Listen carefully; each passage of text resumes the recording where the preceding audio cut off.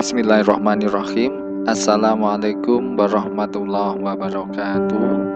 Salam dan bahagia untuk kita semua. Sebelum saya menyampaikan pembahasan materi pada kesempatan kali ini, mohon dukungan untuk memberikan like dan subscribe terhadap video yang telah saya buat. Baik, selanjutnya pada kesempatan ini saya akan menyampaikan materi tentang transformasi. Nah, transformasi sendiri berasal dari kata trans yang artinya perpindahan, sedangkan formasi artinya posisi atau kedudukan. Sehingga transformasi bisa diartikan perubahan posisi atau kedudukan dari sebuah titik, garis, atau kurva. Adapun jenis transformasi itu yang pertama translasi, yaitu perubahan posisi atau kedudukan karena geseran. Sedangkan refleksi adalah perubahan posisi atau kedudukan karena pencerminan. Sedangkan rotasi adalah perpindahan atau perubahan kedudukan posisi karena putaran. Sedangkan yang keempat adalah dilatasi, yaitu perubahan kedudukan karena perkalian. Jadi bisa diperbesar atau bisa diperkecil. Selanjutnya pada kesempatan ini saya akan menyampaikan tentang pencerminan, khususnya yaitu pencerminan terhadap garis X sama dengan H. Nah, garis X sama dengan H itu kalau digambar garisnya tegak memotong sumbu X di H. Saya ulangi, garis X sama dengan H itu garisnya tegak atau vertikal memotong sumbu X tegak lurus di X sama dengan H. Perhatikan, ini garis yang warnanya merah, ini adalah garis X sama dengan H memotong sumbu X di H. Selanjutnya apabila ada sebuah titik A, misalkan X, Z, apabila A itu di sebelah kiri garis X sama dengan H, maka apabila dicerminkan terhadap garis X sama dengan H ini, bayangannya akan di sebelah kanan.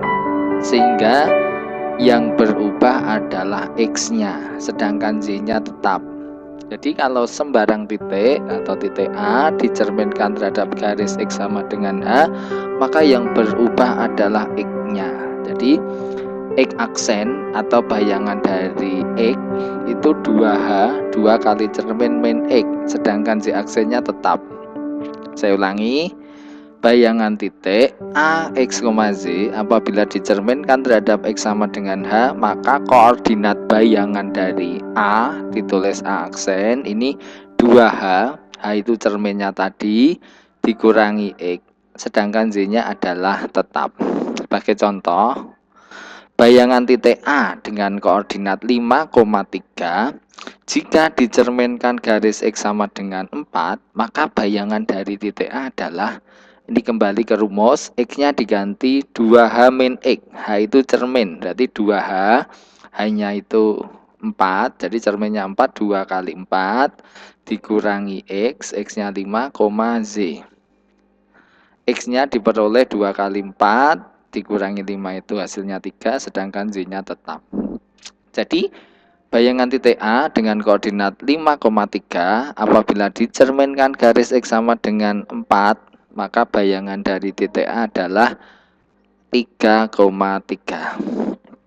Contoh lagi, bayangan titik B dengan koordinat 7,-6 jika dicerminkan terhadap garis X sama dengan 5, bayangan dari titik B adalah, jadi yang berubah ingat hanya X-nya, 2 kali cermin, cerminnya itu 5, berarti 2 kali 5, 10 dikurangi X awal, dikurangi 7, sedangkan yang belakang atau nilai Z-nya adalah tetap. Maka bayangan dari titik B diperoleh B aksen 3,-6. Selanjutnya, bagaimana apabila suatu titik dicerminkan terhadap garis Y sama dengan H? Lah, Y sama dengan H itu garisnya garis horizontal atau mendatar memotong sumbu Y di H. Jadi sekali lagi memotong sumbu Y di H. Jadi apabila titik A di bawah garis yang warnanya merah ini garis Y sama dengan H atau Y sama dengan K, bayangannya di atas. Jadi kalau titiknya di atas, bayangannya di bawah. Sehingga yang berubah hanya yang Z, sedangkan X-nya tetap. Jadi jika ada X, titik A, X, Z, dicerminkan Z sama dengan H, maka yang berubah hanya yang belakang. 2 kali H dikurangi Z, sedangkan yang depan atau absis atau X-nya tetap.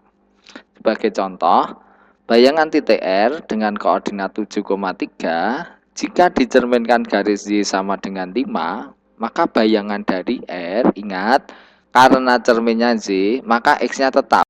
Jadi kalau ini 7, bayangannya juga 7. Sedangkan Z-nya akan berubah. Rumusnya tadi 2 kali cermin, cerminnya 5, berarti 2 kali 5 dikurangi Z awal. Sehingga 2 kali 5, 10 dikurangi 3, 7. Contoh lagi, bayangan titik S dengan koordinat negatif 8, negatif 10, jika dicerminkan garis Y sama dengan negatif 4, maka bayangan dari titik S adalah, ingat, cerminnya Z, maka X-nya tetap. Jadi kalau ini negatif 8, bayangannya juga negatif 8. Sedangkan Z berubah, rumusnya tadi 2 kali cermin, jadi 2 kali min 4, negatif 8, dikurangi negatif 10. Jadi 2 kali negatif 4, negatif 8, dikurangi negatif 10. Jadi hasilnya sama dengan 2. Jadi bayangannya adalah negatif 8, negatif 8,2. Baik, demikian pembahasan terkait dengan materi pencerminan terhadap garis X sama dengan H dan Z sama dengan H. Saya ulangi, jadi apabila cerminnya garis X sama dengan H, maka yang berubah adalah X-nya, sedangkan Z-nya tetap. Nah, sedangkan apabila suatu titik dicerminkan terhadap garis Y sama dengan H, maka yang berubah adalah nilai Z-nya.